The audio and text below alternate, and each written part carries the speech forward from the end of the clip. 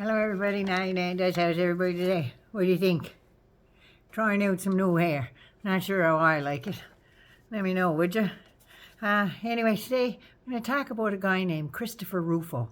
He seems to be shoved up DeSantis' ass so far, like a little less than the 6 degrees of separation, if you know what I mean. I'm not sure. But anyway, this Christopher Rufo fella is the contributing editor at City Journal, and he's a fellow at the Manhattan Institute, which is owned by Paul Singer, who's a multi-billionaire on Wall Street and loves to give money to charter schools. That's right, because all the money he gives to them comes back to him because it's all tax exempt and shit like that, so it doesn't cost him anything. It all comes back to him. Gotta like that. Good job if you can get it. But anyway, there's huge tax breaks and everything else. So basically, it's cash for life, if you ask me. So anyway, when Rufo hitched his wagon to DeSantis, all kinds of weird shit started happening. Now, let me tell you a little bit about him first. But if you liked the video, give us a thumbs up. If you love your family and friends, share it with them. And please, subscribe to my channel. I'd really appreciate it. And I need the subscribers. I'm just saying. Anyway, let's get into this. Now, Mr. Rufo, I got this out of the New Yorker. Got his start in bullshit politics when an employee in July 2020 was at a Seattle meeting on anti-bias, right? Got to learn these things. When you know better, you do better. But anyway, an employee in Seattle documented an anti-bias training session and sent the evidence to a journalist named Christopher Rufo. That's right.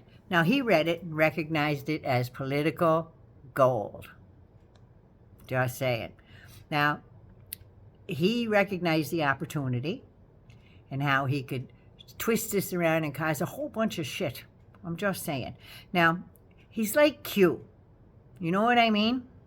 But Q with a brain, which is really, really dangerous, as we're finding out, I might add.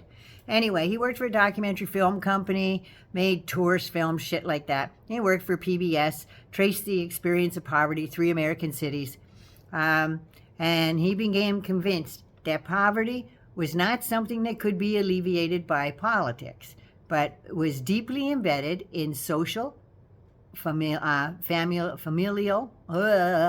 even psychological dynamics.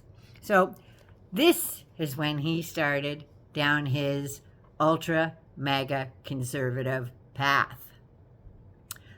He tried to run for city council in 2018, but some workers that are advocating for homeless people and whatnot, they got on his case because he was going on about all these poverty issues and everything. Pretty much pull them up by their bootstraps, shit like that, but only they have to do it by themselves with no help from anybody else. Let me adjust this a bit.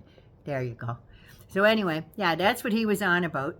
And then they went ahead and plastered his photo and stuff and all the shit he was up to all over the place. So he didn't get elected, needless to say. But when he got the anti-bias documents, he knew it was political kindling, is what they've called it. So anyway, this old Texas Paul got me onto this. I love that guy. I just love him. We should be brother and sister or something. I think we're somewhere related. We got to be, because we're on the same wavelength, man. I'm just saying. But anyway, this is a fairy tale of pure, unadulterated bullshit. And that's what he's out there telling, fairy tales. That's right. Now, he aims to politicize bureaucracy. Oh, my God. First day with the new mouth or what? But anyway, like CRT, because he knows that all those Republican friggin' sheep that they got out there is just going to follow blindly along. They're not going to even go to the Google machine and check it out. They're just not. They won't research it. They won't turn a page in a book. Nothing. They'll just go, oh, okay, let's do that. People, you got to research the shit they're saying. You just got to. Everything I do, I went back. That's where I found the other article on the New Yorker. Texas Paul turned me on to this guy and I thought I need to know more. So I went and found out more. But anyway, he is known, well, basically the creator of wokeism. That's right. Because he knows that lazy base aren't going to go out there and research any of this shit. So charter schools is what they're pushing. But you know what? They're saying that they're better than everything else, better quality of education. They're not. And going to a state like Florida that already has a very high education score, they got some of the best public schools in the whole United States of America. But now they're going out and bastardizing that and flogging these public schools to make charter schools look better. But the education isn't better. That's just the thing. It's not better. It's different. It's not better. But the charter schools are going to teach you all the anti-wokeism and all the rest of the bullshit. So anyway, however, like 42% of charter schools in Florida have failed. In Michigan, 41% have failed. Wisconsin, 55% have failed. And Arizona, 48% have failed. They're the highest closures in the United States right now. But as of December 2022, that's the numbers that they got.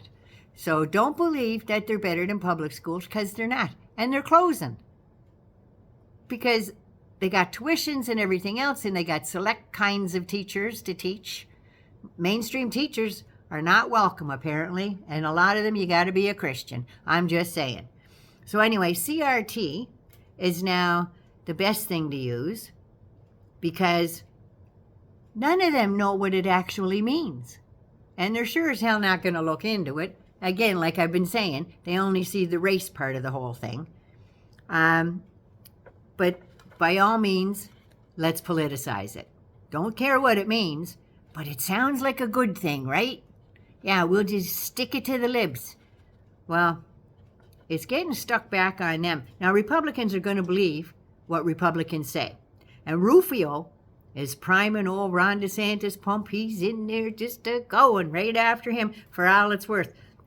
Now, he tells the MAGAs that wokeism attacks them, and that CRT is based at them because CRT is racist. That's right. But you know what? Nobody likes a boogeyman.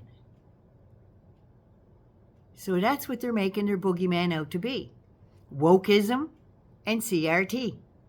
That's their boogeyman. But anyway, Chris Rufo makes DeSantis his ventriloquist dummy. And I don't know, he works for the Manhattan Institute. Remember the Manhattan Project? The A-bomb? Yeah. So that's what he's doing. This guy Rufo is going in there and he's blowing up Florida.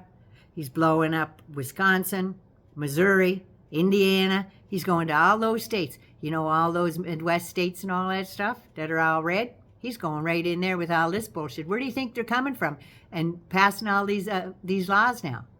It's because of this son of a bitch. I'm just saying. But yeah, he's got old DeSantis there on his lap with his hand jammed up his ass making his mouth move.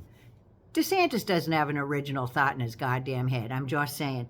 So that means all these other governors, like DeSantis, Eric Holcomb from Indiana, Mike Parsons from Missouri, all of them, they're all jumping on this bandwagon and passing all this legislation because of the boogeyman of wokeism and CRT. But you know what?